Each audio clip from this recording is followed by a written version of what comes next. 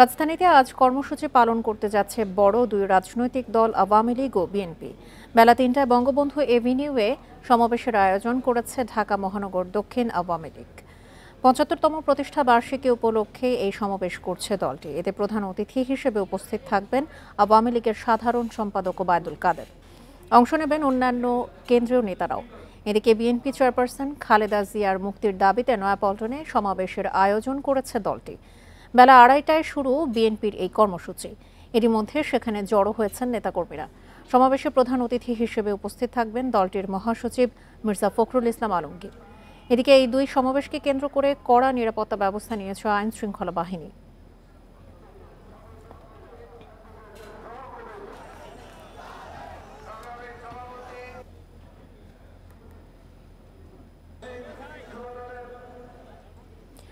রাজধানীতে আওয়ামী লীগ ও বিএনপির সমাবেশ নিয়ে আরও জানাতে এই মুহূর্তে যোগ দিচ্ছেন আমাদের সহকর্মীরা। শুরুতেই যাচ্ছে বঙ্গবন্ধু এভিনিউয়ে, সেখান থেকে যোগ দিচ্ছেন আমাদের সহকর্মী শাহাদাত স্বপন।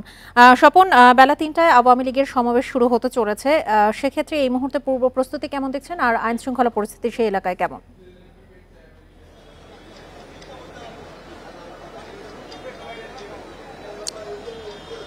দেখুন, আওয়ামী লীগের যে সমাবেশটি হওয়ার কথা, এটি দলের যে প্রতিষ্ঠাবার্ষিকী ৭৫তম প্রতিষ্ঠাবার্ষিকী বা প্লাটিনাম জুবিলি, সে উপলক্ষে ঢাকা মহানগর দক্ষিণ আওয়ামী লীগের আয়োজন। আমরা এখানে এসে যেটি দেখছি যে আওয়ামী লীগের কেন্দ্রীয় কার্যালয়ের সামনের যে রাস্তাটি, অর্থাৎ বঙ্গবন্ধু এভিনিউয়ের রাস্তাটি, এখানে তারা মঞ্চ করেছেন এবং এই মঞ্চে নেতারা এখনো আসা শুরু করেননি যদিও, তবে প্রস্তুতি যাদের দায়িত্বে চলছে তারা এখানে ইতোমধ্যে এসেছেন এবং আমরা দেখতে পাচ্ছি যে কিছু কিছু নেতাকর্মীও আসতে শুরু করেছেন, কর্মীরা আসতে শুরু করেছেন। আর পাশে আরেকটি কর্মসূচি চলছে যুবলীগের, সেই কর্মসূচিতে অনেক কর্মীরা আছেন। তবে এই যে আয়োজনটি ঢাকা মহানগর দক্ষিণ আওয়ামী লীগের, সেই আয়োজনে এখন পর্যন্ত উল্লেখযোগ্য করার মতো কর্মী এখনো এসে পৌঁছাননি। তবে আমাদেরকে এখানে যারা দায়িত্বে আছেন তারা বলছেন যে পাশে যুবলীগের যে কর্মসূচিটি আছে সেটির পরেই এখানে কর্মীরা আসতে শুরু করবেন এবং নেতারাও লাঞ্চের পরে আসতে শুরু করবেন বলে তারা আমাদের জানিয়েছেন এবং সব ধরনের প্রস্তুতি তারা সম্পন্ন করে রেখেছেন। আর জানেন যে নয়াপল্টনে বিএনপির নেতৃত্বে বা বিএনপির ডাকে একটি সমাবেশ চলছে। সেই সমাবেশের যে আঙ্গিক থাকবে সেটিকে কিন্তু তারা এখানে বিবেচনায় রাখা হয়েছে, যদিও এটি পাল্টা কোনো সমাবেশ নয় বলে তারা দাবি করছেন। তবে এখানেও কিন্তু জমায়েতটি বেশ বড় হবে এরকম ধারণা আমরা এখন পর্যন্ত পেয়েছি। আকাশের অবস্থা যদিও ভালো নয়, থেকে থেকে বৃষ্টি হচ্ছে, এই মুহূর্তে যদিও বৃষ্টি নেই। সবকিছু মিলিয়ে এখানে প্রস্তুতি একেবারেই চূড়ান্ত করে রাখা হয়েছে। প্রধান অতিথি হিসেবে আওয়ামী লীগের সাধারণ সম্পাদক ওবায়দুল কাদের এখানে দিক নির্দেশনামূলক বক্তব্য রাখবেন এবং আগামী দিনে কিভাবে সাংগঠনিক কার্যক্রম এগিয়ে নেওয়া হবে বা রাজনৈতিক যেসব হুমকির কথা শোনা যাচ্ছে বিএনপির সমমানা দলগুলোর পক্ষ থেকে, যে সরকার বিরোধী যেসব আন্দোলনের কথা তারা বলছেন, সেগুলো মোকাবেলায় তার দলের যে প্রস্তুতি, সেই সবগুলোই কিন্তু আজকে আওয়ামী লীগের সাধারণ সম্পাদক ওবায়দুল কাদের বক্তব্য উঠে আসবে। তো এখানে কর্মীরা অপেক্ষায় আছেন, নেতাদের অপেক্ষায়। নেতারা আসলেই কিন্তু এখানে তাদের যে আজকে নির্ধারিত কর্মসূচি সেটি শুরু হবে। এই ছিল আমার কাছে রাজধানীর বঙ্গবন্ধু এভিনিউ থেকে আওয়ামী লীগের কর্মসূচির এ পর্যায়ের শেষ খবর। বঙ্গবন্ধু এভিনিউ থেকে আওয়ামী লীগের কর্মসূচির সবশেষ তথ্য জানাচ্ছিলেন আমাদের সহকর্মী শাহাদাত স্বপন। সংকটে বাংলাদেশের আকাশপথের কার্গো বাজার। বিদেশে পণ্য পাঠাতে ঢাকার বিমানবন্দর ব্যবহার না করে ভারতের বিমানবন্দর ব্যবহার বাড়ছে। অর্থ সাশ্রয় সহ বিভিন্ন কারণে বাংলাদেশি পণ্য ভারত দিয়ে রপ্তানি হচ্ছে। শুধু গত মার্চ পর্যন্ত বাংলাদেশের ৮,০০০ টন পণ্য ভারতের বিমানবন্দর হয়ে তৃতীয় কোনো দেশে পাঠানো হয়েছে। বিশেষজ্ঞরা বলছেন, এভাবে চললে কার্গো বাজার দিল্লির হাতে চলে যেতে পারে। গেল বছরের শেষ ৯ মাসে বাংলাদেশ থেকে রপ্তানিকারকরা সড়ক পথে ভারতের দিল্লি বিমানবন্দর হয়ে ৫,০০০ টন পণ্য নানান দেশে রপ্তানি করেছেন। এ বছরের শুরুতে প্রথম ৩ মাসেই হঠাৎ তা বেড়ে দাঁড়ায় ৮,০০০ টনে। চলতি জুনে সেই পণ্য পাঠানোর পরিমাণ ১২,০০০ টনের বেশি হতে পারে। সড়ক পথে ঢাকা থেকে দিল্লির ইন্দিরা গান্ধী আন্তর্জাতিক বিমানবন্দরের দূরত্ব প্রায় ২,০০০ কিলোমিটার। সেখান থেকে পাঠানো হয় তৃতীয় কোনো দেশে। নিজ দেশের পণ্য ২,০০০ কিলোমিটার দূরে নিয়ে ভারত থেকে কেন রপ্তানি করা হচ্ছে, এ প্রশ্ন অনেকের। ভাড়াটা কোনো কোনো ক্ষেত্রে ডাবলেরও বেশি হয়ে যায়। টোটাল হ্যান্ডলিং চার্জ যেটা, সেটা আমাদের পারিপার্শ্বিক যতগুলো এয়ারপোর্ট আছে অনেক বেশি। অভিযোগ আছে শাহজালাল বিমানবন্দরে পণ্য চুরি, অযত্নে ফেলে রাখা হয় আমদানি রপ্তানির পণ্য। এ অবস্থায় কার্গোর ব্যবসায় কিছুটা হুমকিতে পড়েছে বাংলাদেশ। আমাদের দেশ থেকে কার্গো না পাঠিয়ে কার্গোগুলো পার্শ্ববর্তী দেশগুলো থেকে যাচ্ছে। হ্যাঁ, ঢাকা থেকে এটা দিল্লি বা বম্বে যাচ্ছে, সেখান থেকে আবার ট্রান্সশিফট হয়ে এই কার্গোগুলো পৃথিবীর অন্যান্য দেশে যাচ্ছে। তো এই কার্গোগুলো আমাদের দেশ থেকে যে অন্য দেশে যাচ্ছে, এটা আমি মনে করি একটা উদ্বিগ্ন হওয়ার মতো ব্যাপার। বেসামরিক বিমান চলাচল কর্তৃপক্ষ বলছে সমাধান করা হয়েছে কার্গো খাতের অনেক সমস্যার, আর সব ধরনের ফি আন্তর্জাতিক নিয়মের বাইরে নয় বলে দাবি বেবিচকের। আমার তো ফ্যাসিলিটিস আছে, আমি রেডি। আমি শুধু ঢাকায় না, আমরা কিন্তু ওই কোভিডের ইয়েতে লেসন পেয়ে আমরা কিন্তু সিলেটও রেডি করেছি, যাতে দরকার হলে ন্যাশনাল রিকোয়ারমেন্ট ওখান থেকে পাঠাবো। তাই যদি হয়, তারপরেও শাহজালাল বিমানবন্দর বিমুখ কেন রপ্তানিকারকরা? কিছু একটা মেকানিজম করা উচিত যার ভেতরে তারা এই কার্গোটা বাংলাদেশ থেকে নিতে বাধ্য হয়। আমি যখন ফেল করব যে সিভিল এভিয়েশনের আর ক্যাপাসিটি নেই, বিয়ন্ড দিস ক্যাপাসিটি আমাদেরকে আর্জেন্ট পাঠাতে হবে, পাঠান, অসুবিধা নেই। থার্ড টার্মিনাল চালু হলে আধুনিক যন্ত্রপাতির ব্যবহারে কার্গো হ্যান্ডলিং সুবিধা অনেক বাড়বে বলে আশা করছে বাংলাদেশ বেসরকারি বিমান চলাচল কর্তৃপক্ষ। তখন ভারত নির্ভরতা কমবে বলে দাবি সংশ্লিষ্টদের। যারা পাঠাচ্ছেন তাদের এখান থেকে পাঠানো উচিত। আল আমিন হক অহন, ইন্ডিপেন্ডেন্ট নিউজ, ঢাকা। পদ্মা সেতুর নদী শাসন প্রকল্পে খরচ বেড়ে দাঁড়িয়েছে ৯,৮৩৪ কোটি ৭৭ লাখ টাকায়, যা মূল চুক্তি থেকে ১২.৯৪ ভাগ বেশি। এই প্রস্তাব সহ ২০২৩-২৪ অর্থ বছরে ক্রয় সংক্রান্ত মন্ত্রিসভা কমিটির সবশেষ বৈঠকে ৬ প্রস্তাবের সবগুলোই অনুমোদনের সুপারিশ করা হয়েছে। দুপুরে সচিবালয়ে সরকারি ক্রয় সংক্রান্ত মন্ত্রিসভা কমিটির বৈঠকে এসব প্রস্তাব অনুমোদনের সুপারিশ করা হয়। মন্ত্রিপরিষদ বিভাগ জানায়, সরকার উন্মুক্ত দরপত্রে ২,২০,০০,০০০ লিটার সয়াবিন তেল কিনবে। প্রতি লিটার ১৫০ টাকা ৪৮ পয়সা ধরে মোট ক্রয় মূল্য ৩৩১ কোটি টাকা। ১৬২ কোটি টাকা খরচে ১,১০,০০,০০০ লিটার রাইস ব্র্যান্ড তেলও কিনবে সরকার। রাষ্ট্রীয় চুক্তির মাধ্যমে সংযুক্ত আরব আমিরাত থেকে ৩০,০০০ metric ton bulk granular urea সার কেনার প্রস্তাব অনুমোদন পেয়েছে। যৌথ অর্থায়নে সিলেট তামাবিল মহাসড়কের ২টি অংশ ৪ লেনে উন্নীত করার প্রকল্পের ক্রয় প্রস্তাবও অনুমোদন দেওয়া হয়েছে।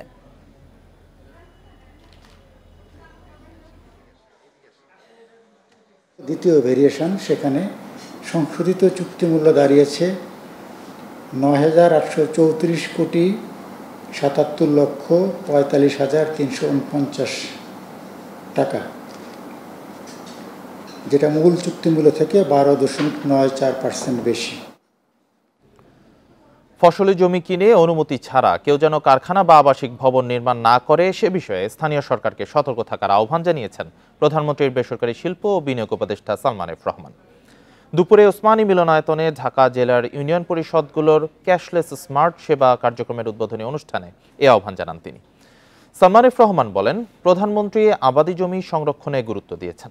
চাষাবাদের জন্য আবাদি জমি রক্ষা করতে হবে। এ সময় ইউনিয়ন পর্যায়ে বহুতল ভবন নির্মাণে নীতিমালা তৈরির উপরও গুরুত্ব দেন তিনি। ডলার সংকট প্রসঙ্গে দ্রুত এর সমাধান হচ্ছে বলে জানান তিনি। অনুষ্ঠানে স্থানীয় সরকার মন্ত্রী তাজুল ইসলাম বলেন, ক্যাশলেস ব্যবস্থা চালুর কারণে দেশের রাজস্ব ৪ গুণ বৃদ্ধি পেয়েছে। এখন থেকে ঘরে বসেই মোবাইল অ্যাপ বা ওয়েবসাইটের মাধ্যমে ঢাকা জেলার ৬২ ইউনিয়নের হোল্ডিং ট্যাক্স প্রদান সহ যাবতীয় সেবা পাওয়া যাবে।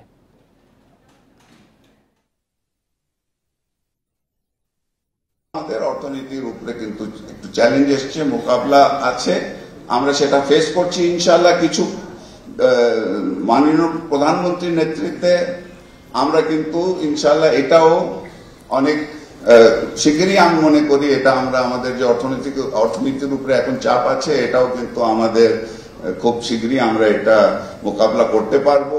আপনারা জানেন ডলারের সমস্যা ছিল, আমি কিন্তু বলেছিলাম ইনশাআল্লাহ ডলারও ৩-৪ মাসের মধ্যে ডলারের সমস্যাটা সমাধান হবে। এখন অনেকটা সেই সমাধানটা হয়ে যাবে। বড় কোনো সংশোধনী ছাড়াই আজ সংসদে উঠছে অর্থ বিল। রোববার পাশ হবে ২০২৪-২৫ অর্থ বছরের বাজেট। এই বাজেট পাশের মধ্য দিয়ে শুরু হবে নতুন সরকারের নতুন অর্থ বছর। সোমবার নতুন অর্থ বছরের প্রথম দিন তা কার্যকর হবে। গত ৬ জুন অর্থমন্ত্রী আবুল হাসান মাহমুদ আলী ২০২৪-২৫ অর্থ বছরের বাজেট প্রস্তাব করেন। সেখান থেকে ২-১টি বিষয় ছাড়া তেমন কোনো বড় সংশোধনের সম্ভাবনা নেই বলে জানা গেছে। এতে আয়কর ও কাস্টমস সংক্রান্ত সামান্য কিছু পরিবর্তন আসছে। বিশেষ করে দেশি বিদেশি উদ্যোক্তাদের চাপে বেসরকারি অর্থনৈতিক অঞ্চলের কর অবকাশ প্রত্যাহারের সিদ্ধান্ত থেকে সরে এসেছে জাতীয় রাজস্ব বোর্ড। এছাড়া সংসদ সদস্যদের শুল্কমুক্ত গাড়ি আমদানির সুবিধা বহালই থাকছে।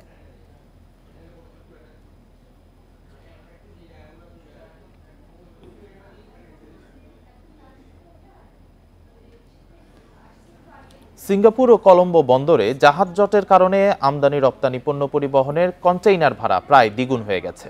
আর আমদানি করা কাঁচামাল সময় মতো দেশে না পৌঁছায় ব্যাহত হচ্ছে শিল্পের উৎপাদন। মাসখানেক ধরে চলছে এই অবস্থা। উদ্যোক্তারা বলছেন, এ সমস্যা দীর্ঘমেয়াদী হলে গোটা অর্থনীতিতে নেতিবাচক প্রভাব পড়বে। চট্টগ্রাম ও মংলা বন্দরের গভীরতায় সীমাবদ্ধতার কারণে 1000 কিংবা তারও বেশি পরিমাণ কন্টেনারবাহী বড় জাহাজ বা মাদার ভেসেল চট্টগ্রাম কিংবা মংলা বন্দরে ভিড়তে পারে না। এ কারণে মাদার ভেসেলের কন্টেনার সিঙ্গাপুর বা শ্রীলঙ্কার কলম্বো বন্দরে নামিয়ে রাখা হয়। পরে অন্য ছোট জাহাজ বা ফিডার ভেসেলে করে সেই সব পণ্য পাঠানো হয় চট্টগ্রাম বন্দরে। চট্টগ্রাম বন্দর দিয়ে পণ্যের রপ্তানি প্রক্রিয়াও চলে একই কায়দায়। সম্প্রতি সিঙ্গাপুর ও কলম্বো বন্দরে সৃষ্টি হয়েছে তীব্র কন্টেনার ও জাহাজ জট পরিস্থিতি। এ কারণে চট্টগ্রাম থেকে যাওয়া ফিডার জাহাজগুলোকে ওই দুই বন্দরের অপেক্ষায় থাকতে হচ্ছে বাড়তি 7 থেকে 8 দিন। তার উপর লোহিত সাগরে হুতিদের হামলার প্রভাবে ইউরোপ ও আমেরিকা থেকে পণ্য আনতে 7000 কিলোমিটারের বেশি ঘুরে আসতে হচ্ছে মাদার ভেসেলকে। একটা জাহাজের জন্য কত এক্সপেন্স সিঙ্গাপুর পোর্টের কনজেশনের জাহাজের জন্য, তো যেই কারণে তার ওয়েটিং টাইমের জন্য কিন্তু এখন ফ্রেটটা অনেক বেড়ে গেছে। এটার কনজেশনটা হয়তো আরো বেড়ে যেতে পারে, তখন ফ্রেটটা কিন্তু আরো বেড়ে যাওয়ার সম্ভাবনা আছে, বোথ ইম্পোর্ট এন্ড এক্সপোর্ট। গত 2-3 মাস যাবত হঠাৎ করে এই ভাড়াটা বেড়ে গেছে প্রায় $4,500 থেকে $5,000। তো এই $4,500 থেকে $5,000 হওয়ার কারণে যে পণ্যটা আমরা আমদানি করে নিয়ে আসছি সেই পণ্যটার দাম বেশি হয়ে যাচ্ছে।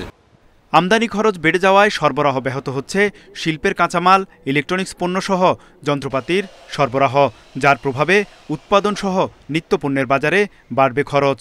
এর ভিতরে র মেটেরিয়ালস অনেক কমে গেছে, আর লাক্সারি আইটেম তো কমবেই, কারণ 100% জমা দিয়ে কতজন আর এলসি খুলতে পারবে।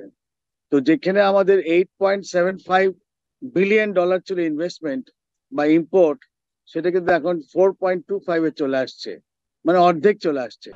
বিশ্লেষকরা বলছেন, বাণিজ্যের এই সংকট কাটাতে সরকারের তরফ থেকে বাড়াতে হবে কূটনৈতিক তৎপরতা।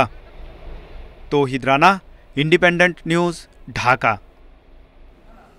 এ বিষয়ে আলোচনা করতে আমাদের সাথে যুক্ত হয়েছেন বাংলাদেশ শিপিং এজেন্টস অ্যাসোসিয়েশনের সভাপতি সৈয়দ মোহাম্মদ আরিফ। সৈয়দ মোহাম্মদ আরিফ, আপনাকে স্বাগত জানাচ্ছি। প্রথমেই শুরুতে আপনার কাছে যে জিনিসটি জানতে চাচ্ছি যে তীব্র জাহাজ জট ও কন্টেইনার জটে পণ্য পরিবহনে এই যে বিলম্ব হচ্ছে, এতে আসলে শিল্প খাতে বা সমগ্র অর্থনীতিতে কি প্রভাব পড়ছে?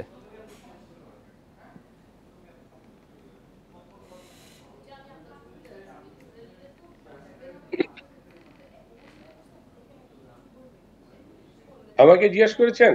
জি, আপনাকে জিজ্ঞেস করছি আসলে এই যে তীব্র জাহাজ জট ও কন্টেইনার জট, যেটা আমরা প্রতিবেদনও দেখছি মাসখানেক ধরে এই অবস্থাটা চলছে, তো সেই ক্ষেত্রে এটি আসলে আমাদের শিল্প খাত তথা সমগ্র অর্থনীতিতে কি প্রভাব ফেলছে আসলে, এটি যদি বলতেন। তবে আমি আপনাকে বলতে চাই যে গত বছরের তুলনায় আমাদের এবছরের, আপনি যদি পোর্টের স্ট্যাটিক দেখেন, যে আমাদের কন্টেনার কিন্তু গত বছরের তুলনায় অনেক বেশি হয়ে গেছে, অলরেডি 31 লাখ এক্সিড করে গেছে। এবং ব্রেক বাল্কও কিন্তু আপনার এই গত বছরের থেকে এই বছরের, মানে আজকে জুন টু জুন, তো সেই হিসাবে আপনার ওই ইম্পোর্টের যেই বাল্ক সেটাও কিন্তু গত বছরের থেকে বেশি। তবে হ্যাঁ, এখন যেই ফ্রেডের কথা বলা হচ্ছে, যে জটের কথা বলা হচ্ছে, এগুলার ব্যাপারটা হচ্ছে যে মেইনলি আপনার যে আমাদের যেই রেড সি, যেই হুদিদের আক্রমণের কারণে জাহাজগুলাকে প্রায় 15 দিন সময় তার অতিরিক্ত লাগছে। এই 15 দিন অতিরিক্ত লাগার কারণে এই জাহাজের যে রাউটিং সেটাও ব্যাঘাত ঘটছে, যার জন্য মনে করেন কিছুটা মাদারের স্পেসেও কিছু নিয়ে সংকট দেখা যাচ্ছে। যদি আমি উদাহরণ দিয়ে বলতে পারি, যেখানে একটা মাদার ভেসেল যদি সে 3টা ট্রিপ করে, সেক্ষেত্রে এখন হয়তো সে 2টা বা 2.5টা করতেছে। তো সেক্ষেত্রে তার যেই ওয়েটিংটা, মানে যে ক্রাইসিস কিছুটা আছে। তবে এটা আর তাছাড়া মনে করেন যে সিঙ্গাপুর এবং পোর্ট কেলাঙ্গে যেই আপনার কনজেশন যেটা দেখা হচ্ছে, সেটার মধ্যে কিছুটা যে মিডল ইস্টের কার্গো যেগুলো সরাসরি আগে ওখান থেকে অন্য দেশ কান্ট্রি থেকে চলে যেত, সেগুলো এখন কিন্তু সিঙ্গাপুর এবং পোর্ট কেলাঙ্গে হয়ে আসতেছে, যার জন্য এখানে কিছুটা কন্টেনারের জট আছে। আর তাছাড়া এই যে বাজেটের পরেই সাধারণত কিছুটা ইম্পোর্টের একটা এফেক্ট থাকে। ইম্পোর্ট মনে করেন যদি কম থাকে, কারণ বাজেটের পরে অনেকে ইম্পোর্ট আনে বা ডিপেন্ড করে যে বাজেটে কি আসছে। তো এখন সেটা যখনই ইম্পোর্ট যখন আসতে শুরু করেছে অলরেডি, তখন কন্টেনার যখন অ্যাভেলেবেল হয়ে যাবে তখন আপনার ফ্রেডও কমবে, কনজেশন কমে গেলে তখনও কমবে। তো সব মিলে আমরা মনে হচ্ছে ফিউচার সিনারিটা এমন আমরা কোনো বাজে অবস্থায় নাই। আচ্ছা, এ পর্যায়ে সৈয়দ মোহাম্মদ আরিফ একটি বিষয়ে জানতে চাই যে আসলে এই সংকটটা দীর্ঘায়িত হওয়ার সম্ভাবনা কতটুকু রয়েছে, যদি হয়, বা সেক্ষেত্রে বিকল্প ব্যবস্থা কি হতে পারে, বিকল্প কি কোনো ব্যবস্থা হতে পারে কিনা? মানে সংকটের কথা আপনি বলতে চাচ্ছেন যে আপনি যে জাহাজের সংকট?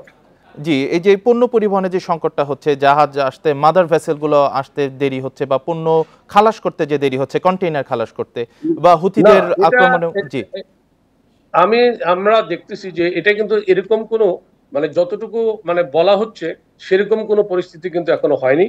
কারণ কন্টেনারের মাঝখান দিয়ে একটা ক্রাইসিস ছিল। আপনারা জানেন যে ঈদের সময়, কুরবানির ঈদের আগে পরে আপনার মনে করেন যে মিল ফ্যাক্টরি অনেকদিন বন্ধ থাকে, তখন এই চট্টগ্রাম বন্দর খোলা থাকে, আমরা শিপিং এজেন্ট খোলা থাকে, সিএনএফ থাকে, কাস্টম থাকে, কিন্তু মাল যারা নিয়ে যে গোডাউনে নিয়ে যাবে, সেই গোডাউনের যে যখন মিল ফ্যাক্টরি বন্ধ থাকলে এই যে 10-15 দিন আগে পিছে এই যে একটা বিরাট সময়, এই সময়টার মধ্যে কিন্তু ডেলিভারি হয় না, যেগুলো আমরা বলি যে অনেক ডেলিভারি কমে যায়, শুধু পোর্ট থেকে অফডকে যায়। তো সেই ক্ষেত্রেও একটা কন্টেনারের ক্রাইসিস হতে পারে। বাট যেহেতু এখন সব ওপেন হয়ে গেছে, রোববার থেকে বলা যায় যে পুরো দমে কাজ চলছে গত ইয়ের থেকে, তো সেই হিসাবে এখন এই যে কন্টেনারের যে ক্রাইসিস ছিল সেটাও ধীরে ধীরে কমে আসছে। আমার সাথে আরো যাদের ক্রাইসিস ছিল তাদের সাথেও আমার কথা হয়েছে, তারাও বলছে যে না, তারা ওভারকাম করছে, এবং যাদের কন্টেনার কম আছে তারা এমটি কন্টেনার আনছে। সো এই যে সমস্যার কথা বলা হচ্ছে বা আপনারা ভাবছেন, তা আমি মনে করি যে আমার শিপিং এজেন্ট অ্যাসোসিয়েশনের পক্ষ থেকে আমি বলবো যে এরকম কোনো মারাত্মক কোনো কিছু আমরা দেখছি না। জি, অর্থাৎ আপনি বলতে চাচ্ছেন যে এই সংকটটি আসলে ততটাও জটিল নয় এবং এটি শেষ হয়ে আসবে, বা খুব দ্রুত এটা সমাধান হয়ে যাবে। সৈয়দ মোহাম্মদ আরিফ, আপনাকে আমাদের এখানে সময় দেওয়ার জন্য আপনাকে অসংখ্য ধন্যবাদ। বে টার্মিনাল গভীর সমুদ্র বন্দরের অবকাঠামো উন্নয়নে বাংলাদেশকে সহায়তার জন্য $65 কোটি অনুমোদন দিয়েছে বিশ্বব্যাংক। শনিবার ব্যাংকটির পর্ষদ এই সহায়তা অনুমোদন করে। বিশ্বব্যাংকের এক সংবাদ বিজ্ঞপ্তিতে এই তথ্য জানানো হয়। এর মাধ্যমে দেশের বৈশ্বিক বাণিজ্য প্রতিযোগিতা পরিস্থিতির উন্নয়ন হবে এবং বন্দরের কর্মক্ষমতা বাড়লে আমদানি রপ্তানি ব্যয় কমে আসবে।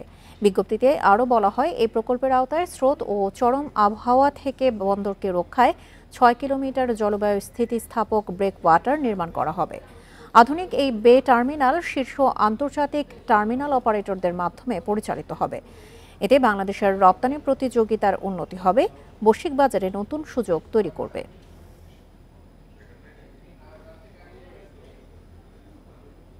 রাজধানীর নয়াপল্টনে আজ সমাবেশ করবে বিএনপি। এ বিষয়ে জানাতে নয়াপল্টন থেকে যোগ দিচ্ছেন সহকর্মী মাহমুদ শরীফ। বিএনপি খালেদা জিয়ার মুক্তির দাবিতে সমাবেশ করছে, সেখানে পরিস্থিতি কি দেখছেন? নেতাকর্মীরা জড়ো হয়েছেন কিনা, সমর্থকদের কি অবস্থা, এবং বিএনপির মিডিয়া সেল সূত্রে আসলে কি জানা গেছে সমাবেশ নিয়ে?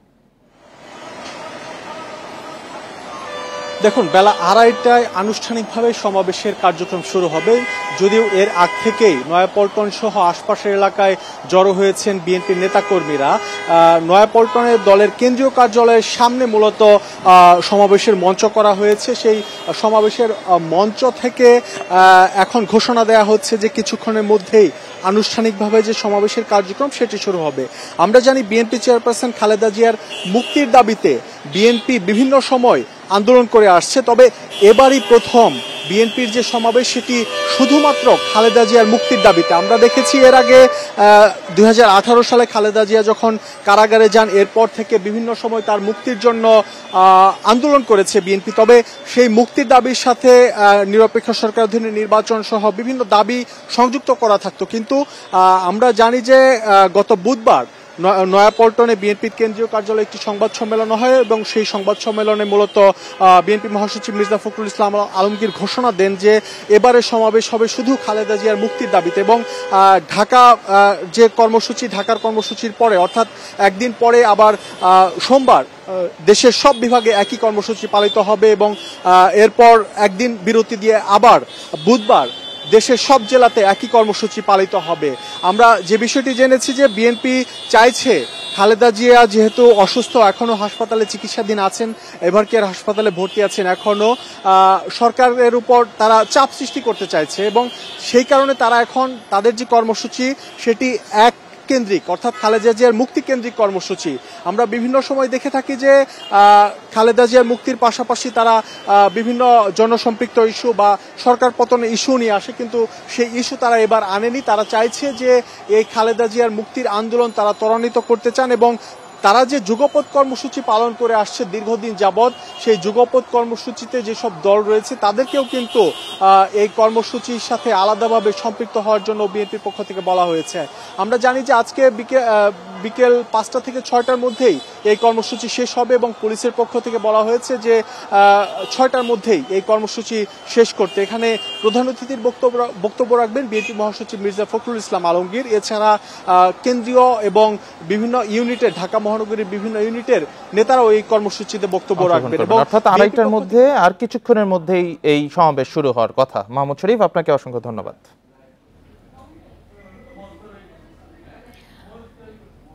তৃতীয় দিনের মতো রাজধানীর মোহাম্মদপুরে সাদেক অ্যাগ্রোর অবৈধ স্থাপনা উচ্ছেদে অভিযান চালাচ্ছে উত্তর সিটি কর্পোরেশন। পাশাপাশি উদ্ধার করা অংশে খাল উদ্ধারে খনন কাজও চলছে। সকাল 11:30টার দিকে শুরু হয় এই কার্যক্রম। ডিএনসিসি জানিয়েছে, আইন মেনেই নকশা অনুযায়ী চালানো হচ্ছে অবৈধ স্থাপনা উচ্ছেদের পাশাপাশি রামচন্দ্রপুর খাল উদ্ধার কার্যক্রম। খালের পানি প্রবাহ ফিরিয়ে আনাই এর লক্ষ্য। এজন্য এক্সক্যাভেটর মেশিন দিয়ে অপসারণ করা হচ্ছে প্রায় 20 বছর ধরে খালের জমিতে ফেলা মাটি ও ময়লা আবর্জনা। এর আগে শুক্রবার থেকে আনুষ্ঠানিকভাবে শুরু হয় খাল খননের কাজ। আর বৃহস্পতিবার ডিএনসিসির নিজস্ব জমি, খাল ও রাস্তা দখল করে গড়ে তোলা 60টির বেশি অবৈধ স্থাপনা, প্রায় 10 বিঘা জমি উদ্ধার করা হয়। এর মধ্যে সাদেক অ্যাগ্রোর দখল করা খালের অংশও রয়েছে।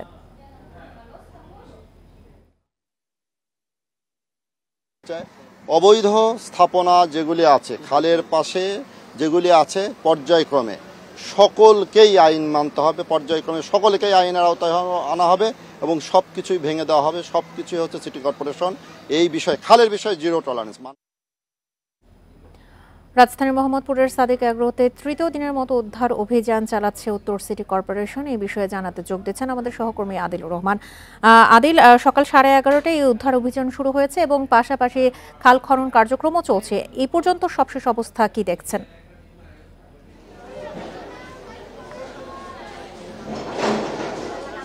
দেখুন, তৃতীয় দিনের যে উচ্ছেদ অভিযান চলছে, যেটি আসলে বৃহস্পতিবার থেকে যে উচ্ছেদ অভিযানটি আসলে শুরু হয়েছিল এবং বৃহস্পতিবার আপনি জানেন যে বেশ কিছু স্থাপনা কিন্তু আসলে ভেঙে ফেলা হয় এবং কিছু স্থাপনার আংশিক ভাঙা হয়। সিটি কর্পোরেশনের পক্ষ থেকে বলা হচ্ছে যে তারা বৃহস্পতিবার যখন আসলে উচ্ছেদ কার্যক্রম পরিচালনা করতে আসে তখন এখানকার যারা অবৈধভাবে আসলে দখল করেছিল, বিশেষ করে সাদেক অ্যাগ্রোর যেসব অবৈধ স্থাপনা ছিল এবং এখানে বেশ কয়েকটি আসলে বস্তির মতো করে আসলে ঘর ছিল, তারা আসলে 2 দিনের সময় চেয়েছিলেন যে নিজেদের উদ্যোগে আসলে তারা তাদের যে স্থাপনাগুলো আছে সেই স্থাপনাগুলো আসলে সরিয়ে নেবেন। কিন্তু আজকে তৃতীয় দিনের উচ্ছেদ অভিযানে আসার পরেও দেখা যাচ্ছে যে যেসব স্থাপনা সরিয়ে নেওয়ার কথা ছিল সেসব স্থাপনা কিন্তু আসলে সরিয়ে নেওয়া হয়নি। সরিয়ে না নেওয়ার কারণে আজকেও কিন্তু আসলে সেখানে আমরা দেখতে পাচ্ছি যে তাদের যে উচ্ছেদ অভিযান সেটি আসলে শুরু হয়েছে এবং বেলা 3টা পর্যন্ত এই উচ্ছেদ অভিযান চলবে এবং এই 3টার মধ্যে আসলে সিটি কর্পোরেশনের পক্ষ থেকে আমাদেরকে যেটি আসলে বলা হচ্ছে যে 3টার মধ্যে যে স্থাপনাগুলো এখনো আসলে ভাঙা বাকি আছে সেই স্থাপনাগুলো আসলে ভেঙে দেওয়া হচ্ছে এবং সেগুলো ভেঙে ফেলা হবে এবং এখনো কিন্তু আসলে সেই উচ্ছেদ কার্যক্রমটি আসলে চলছে। যদিও এই যারা এই স্থাপনাগুলো গড়ে তুলেছিলেন, দখল করেছিলেন, সেই সাদেক এগ্রোর পক্ষ থেকে এবং সাদিক এগ্রোর মালিক তাদেরকে কিন্তু আসলে পাওয়া যায়নি এবং বৃহস্পতিবারও তাদেরকে পাওয়া যায়নি এবং আজকেও কিন্তু আসলে তাদেরকে পাওয়া যায়নি। আমরা দেখেছি যে গবাদি পশুর যে বিভিন্ন যে শেডগুলো আছে সেই শেডগুলো যেমন আসলে ভেঙে দেওয়া হয়েছে,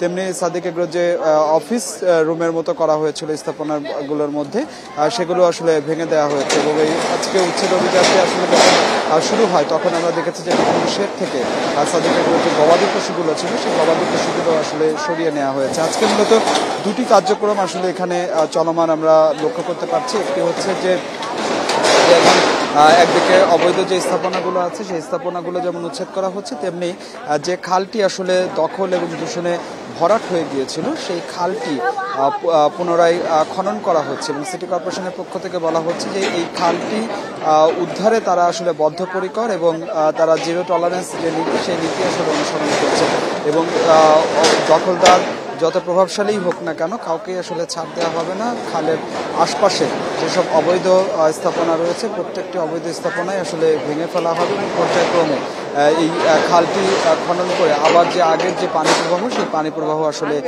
ফিরিয়ে নিয়ে আসা হবে। সিটি কর্পোরেশনের পক্ষ থেকে আসলে বলা হচ্ছে যে এটি আসলে কোনো ব্যক্তি বা প্রতিষ্ঠানের বিরুদ্ধে আসলে তাদের এই উচ্ছেদ অভিযান নয়, এইটি আসলে নিয়মিত যে খালের যে উদ্ধার কার্যক্রম বা উদ্ধার অভিযান সেই নিয়মিত যে অভিযান সেই নিয়মিত অভিযানের অংশ হিসেবে আজকে তাদের যে অভিযানটি সেই অভিযানটি আসলে পরিচালনা করা হচ্ছে। আমরা জানতে চেয়েছিলাম যে আগামীকালও আসলে উদ্ধার অভিযান চলবে কিনা। সিটি কর্পোরেশনের পক্ষ থেকে বলা হচ্ছে যে আগামীকাল মূলত আসলে যে বর্জ্যগুলো এখানে উচ্ছেদের পরে তৈরি হয়েছে সেই বর্জ্যগুলো আসলে সরিয়ে নেওয়া হবে এবং একই সাথে খাল খননের যে কাজটি আসলে খাল খননের কাজটি চলমান থাকবে। আমি জানতে চেয়েছিলাম যে কতদিন আসলে সময় লাগতে পারে, সিটি কর্পোরেশন নির্দিষ্ট করে কোনো সময় বলতে পারেনি, তবে তারা বলছে যে এই খালটি খনন করতে কিন্তু আসলে বেশ কিছুটা সময় লাগবে, কারণ যে আসলে পুরো খালটাই এই যে জায়গাটি উচ্ছেদ অভিযানটি আসলে পরিচালনা করা হচ্ছে এই পুরো এলাকাটি আসলে যেহেতু আসলে দখল করা হয়ে গিয়েছে সে কারণেই আসলে এই যে খালটি সেই খালটি আসলে উদ্ধার করতে কিন্তু আসলে বেশ খানিকটা সময় লাগবে। শেষ করার আগে আমি আপনাকে একটা বিষয় একটু জানিয়ে রাখতে চাই যে এই উচ্ছেদ অভিযানের আজকে যে অংশ সেখানে শুধুমাত্র সাদিক এগ্রোর প্রতিষ্ঠানই নয়, এখানে কিন্তু আসলে বেশ কিছু বস্তিবাসীর মতো করে আসলে তারা ছিলেন এবং উচ্ছেদ অভিযানের শুরু হওয়ার পরপরই তারা তাদের যে মালামালগুলো সেই মালামালগুলো আসলে সরিয়ে নিয়েছেন। সব মিলিয়ে বলা যায় যে উচ্ছেদ অভিযানটি এখন চলছে, আরো বেশ কিছুটা সময় আসলে লাগবে এবং সিটি কর্পোরেশন বলছে যে আজকে 3টা। আপনি তথ্য সংগ্রহ করতে থাকুন, পরবর্তীতে আবারও যোগাযোগ করব। মোহাম্মদপুর থেকে জানাচ্ছিলেন আমাদের সহকর্মী আদিলুর রহমান। বঙ্গোপসাগরে একটি লঘুচাপের সৃষ্টি হয়েছে, এর প্রভাবে উপকূলীয় এলাকায় ঝোড়ো হাওয়া বয়ে যাওয়ার শঙ্কা রয়েছে। সমুদ্র বন্দরসমূহে জারি রয়েছে 3 নম্বর সতর্ক সংকেত। এদিকে লঘুচাপ সহ মৌসুমী বায়ুর প্রভাবে সকালে ঢাকা, চট্টগ্রাম, সিলেট সহ দেশের বিভিন্ন এলাকায় বৃষ্টি হয়েছে। ছুটির দিন হলেও বেসরকারি চাকরিজীবী সহ যারা প্রয়োজনে বের হয়েছেন তারা বিপাকে পড়েছেন। আবহাওয়ার পূর্বাভাসে বলা হয় মৌসুমী বায়ু সক্রিয় হওয়ায় সারা দেশেই আজ বৃষ্টি হবে। ময়মনসিংহ, ঢাকা, সিলেট, বরিশাল ও চট্টগ্রাম অঞ্চলে বুধবার পর্যন্ত ভারী থেকে অতি ভারী বৃষ্টি অব্যাহত থাকার সম্ভাবনা রয়েছে। এতে বন্যা পরিস্থিতির অবনতি হতে পারে সিলেটে। এছাড়া চট্টগ্রাম বিভাগে ভারী বৃষ্টিপাত হতে পারে আজ থেকেই। এতে চট্টগ্রাম, খাগড়াছড়ি ও কক্সবাজারে পাহাড় ধসের আশঙ্কা রয়েছে।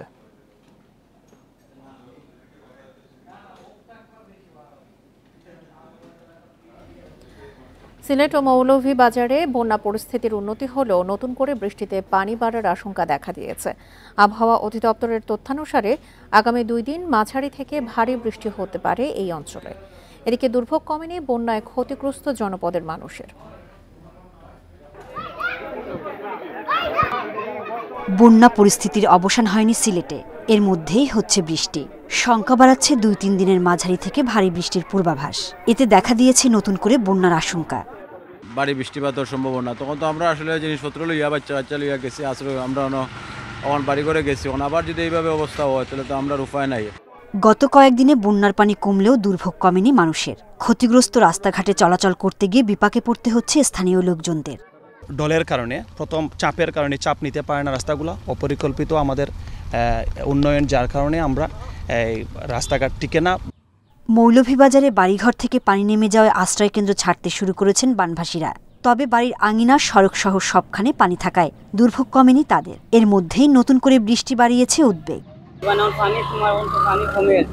নেট দিয়ে আনলে আবার পারবো চলে আমরা অসুবিধা হলো আমরা চলের দেশ তোমার গরিব না চলে আমি একটু খাইলে অন্য মাইজে খান না 3 ফুট 4 ফুট 5 ফুট পানি আছে রাস্তা বাঙ্গিয়া টাঙ্গিয়া গেছে কি বাঙ্গিয়া মানুষ যাইতে হয় না তো হয় না লাঠি বর্দি মানুষ রাস্তা বাটে খুব কষ্ট বিনিময়ে দিন যাক কিন্তু যদি পাল্লা টাল্লা পানি কমায় তাহলে অত মানুষের সুযোগ সুবিধা হইতে পারে।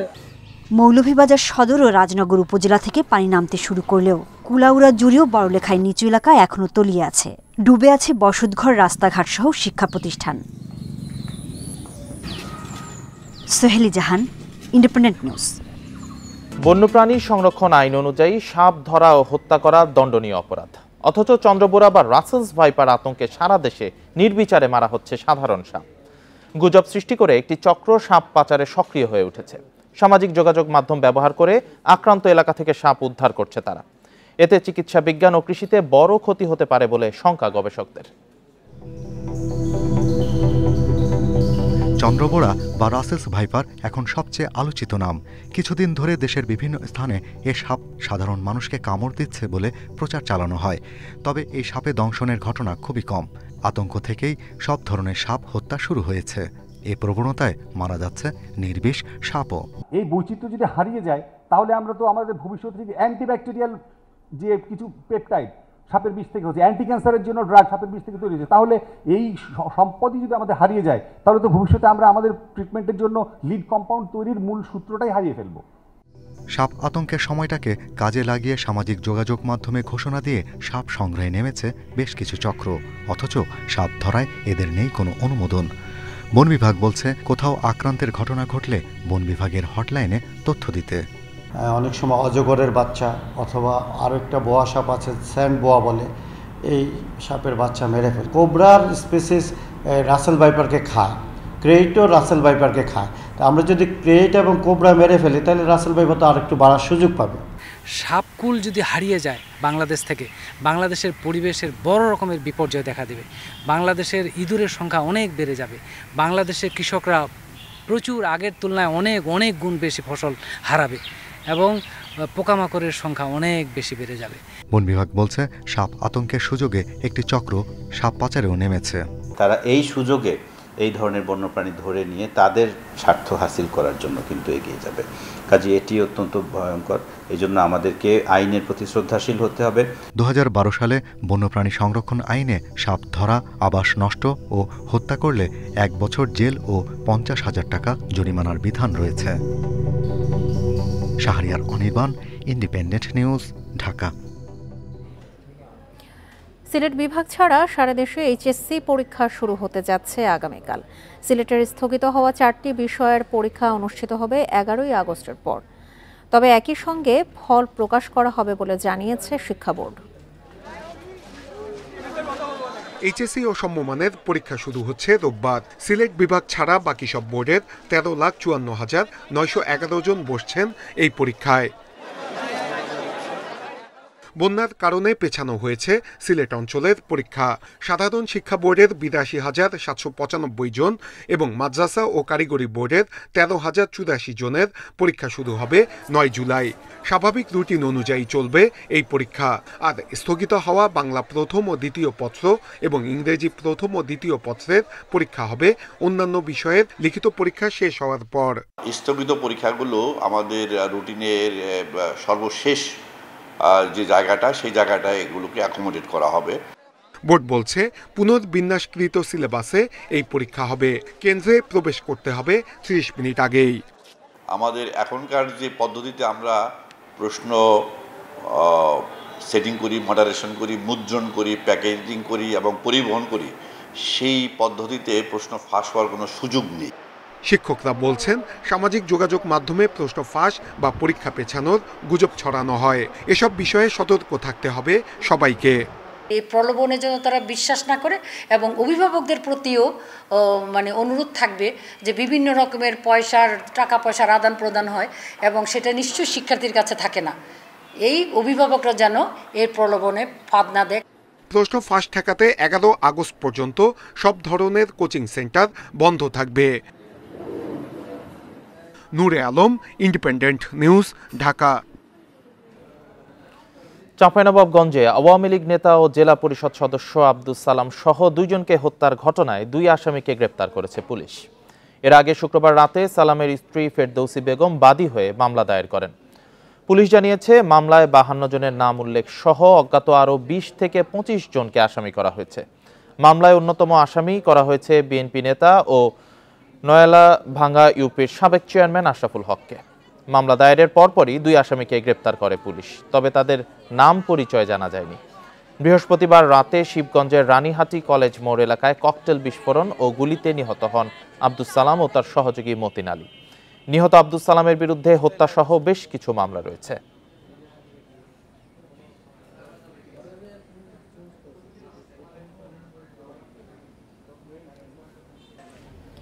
চট্টগ্রামের সীতাকুণ্ডে 2 যাত্রীবাহী বাসের পাল্লার জোরে প্রাণ গেল এক নারীর, আহত আরও 16 জন যাত্রী।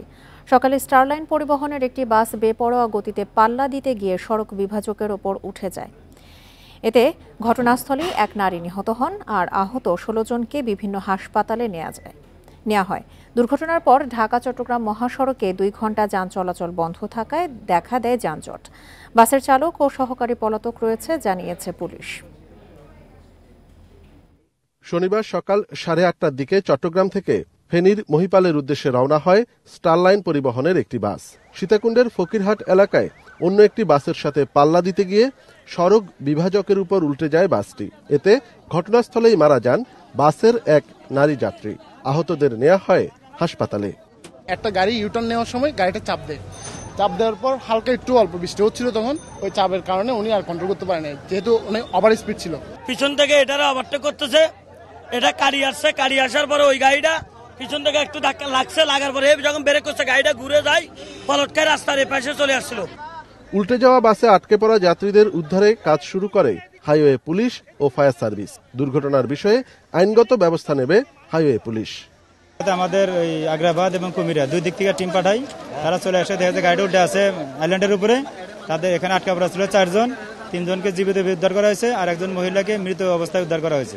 এই ঘটনায় তো পরবর্তী আইনগত ব্যবস্থা করা হবে। এখানে আমাদের সিসিটিভি ক্যামেরা লাগানো আছে সরকারিভাবে, আমরা সিসিটিভি ফুটেজ নেব বা প্রত্যক্ষদর্শী কোনো সাক্ষী পাইলে আমরা তো অবশ্যই পরবর্তী ব্যবস্থা নেওয়া হবে। দুর্ঘটনার প্রায় 2 ঘণ্টা পর সড়ক থেকে বাসটি সরানো হলে স্বাভাবিক হয় ঢাকা চট্টগ্রাম মহাসড়কের যান চলাচল। অনুপম শীল, ইন্ডিপেন্ডেন্ট নিউজ, চট্টগ্রাম। আর এই ছিল এখনকার সংবাদে। সাথে থাকার জন্য ধন্যবাদ সবাইকে।